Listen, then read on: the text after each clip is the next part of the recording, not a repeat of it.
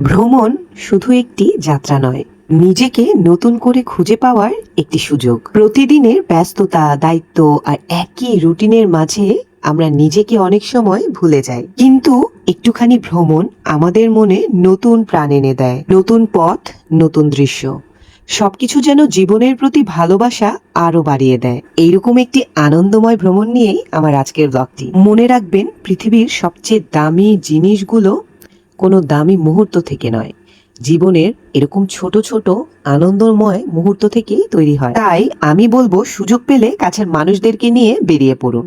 আর স্মৃতিগুলো শুধু ক্যামেরায় নয়, নিজের স্মৃতিতেও বন্দি করে রাখুন। আজকে গন্তব্যস্থল হচ্ছে 300 ফিট।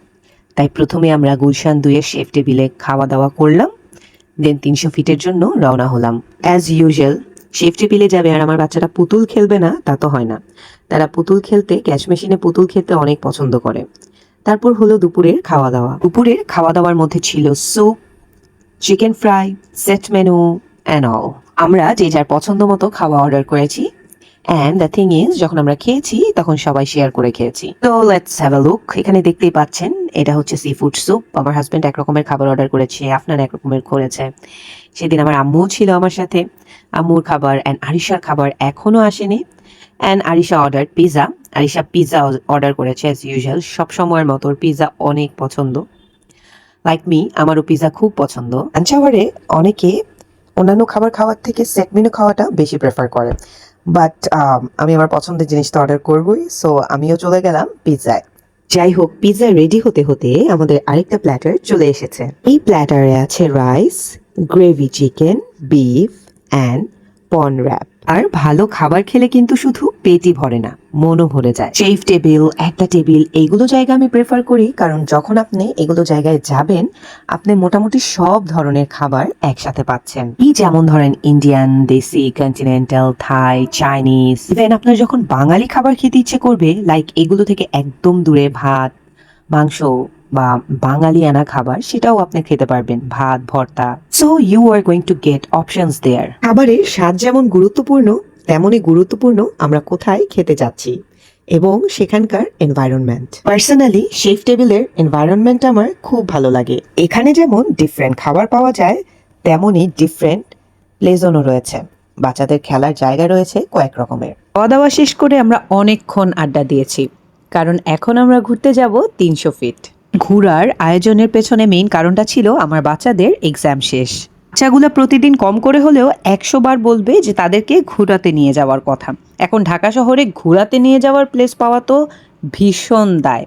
সেজন্য ঠিক করলাম, চলেন 300 ফিটে যাওয়া যাক। আর আরেকটা রিজন হচ্ছে আমার আম্মু। আমার আম্মুকে নিয়ে আমি অনেক দিন বাহিরে বের হই না, অনেক মাস বলতে পারেন। তো অনেক মাস পরই সুযোগ হয়েছে আম্মুকে নিয়ে একটু ঘুরে আসার, তাই আম্মুকে নিয়ে ঘুরতে বের হলাম। এই যে আপনাদের সাথে শেয়ার করেছিলাম শেফ টেবিলে খেলার জায়গাও আছে বাচ্চাদের, তো এই হচ্ছে বাচ্চাদের শেফ টেবিলে খেলার জায়গা। একটু ব্যতিক্রমধর্মী খেলার জায়গাটা। হ্যাঁ, এখানে হচ্ছে বল বা আদার্স যে কোনো কিছুর থেকে স্ক্রলিং বা লিফটিং, এইগুলো জিনিস দিয়ে ভরা, মানে একটু দৌড়ঝাঁপ করেই খেলতে হবে। তারপর আর কি আমাদের খাওয়া দাওয়া শেষ, এখন আমরা কফি খাবো। তো এখানে খুব সুন্দর একটা কফি কর্নার আছে, ট্যাবাক কফি। তো এখানে আমি কফি খেলাম, যদিও এখানের কফি টু মাচ এক্সপেন্সিভ মনে হয় আমার কাছে, তাও ওই দিন একটু খেলাম। যাই হোক, খেতে খেতে আড্ডা দিতে আমার খুব ভালো লাগে। আপনাদের কেমন লাগে অবশ্যই কমেন্ট বক্সে জানাবেন। কোথাও ঘুরতে বের হলে আইসক্রিম, চা, কফি, আনুষঙ্গিক মোটামুটি আমার সবই খাওয়া হয়। কফির কালারটা সুন্দর ছিল আর কোয়ান্টিটিটাও বেশ ভালোই দিয়ে থাকে। তো যাই হোক, কফির চ্যাপ্টার শেষ করে প্রথমে আমরা 100 ফিটের উদ্দেশ্যে রওনা দিলাম। 100 ফিটে যাওয়ার সময় মসজিদটা এত সুন্দর, খুবই সুন্দর, এবং আমার খুবই ভালো লেগেছে দেখে, নজর কাড়ার মতো। এই প্রথম আমি এই মসজিদটা এখানে দেখলাম, এর আগে আসলে এই পাশে আমার আসা হয়নি। ইউআইইউ ইউনিভার্সিটির যে এখানে একটা মসজিদ করেছে এত সুন্দর, এটা আমার আগে জানা ছিল না, সেই দিনই আমি প্রথম দেখলাম, এবং মসজিদটা আসলেও খুব সুন্দর। তো 100 ফিটে যাওয়ার মেইন উদ্দেশ্য ছিল আমরা গোকার্টে যাবো, ওখানে গোকার্ট চালাবো, কিন্তু আসলে এটা হয়ে ওঠেনি। সেদিন অনেক বৃষ্টি ছিল, সামহাও হচ্ছে, অনেক বৃষ্টি বললে ভুল হবে, মোটামুটি বৃষ্টি ছিল, এবং ওখানে যাওয়ার পর দেখি বৃষ্টির জন্য ওরা 2 ঘন্টার মতো বন্ধ রেখেছে। তো ওখানে আমরা 2 ঘন্টা যদি টাইম স্পেন্ড করি, তাহলে অন্য কোথাও আমাদের আর 300 ফিট আমাদের যাওয়া হবে না। সেই জন্য সেজন্য আমরা আর গোকারটা চালাইনি, কিন্তু ওখানে এই সিনারিওগুলো আমি ভিডিও করেছি এবং এত সুন্দর লাগছিল দেখতে।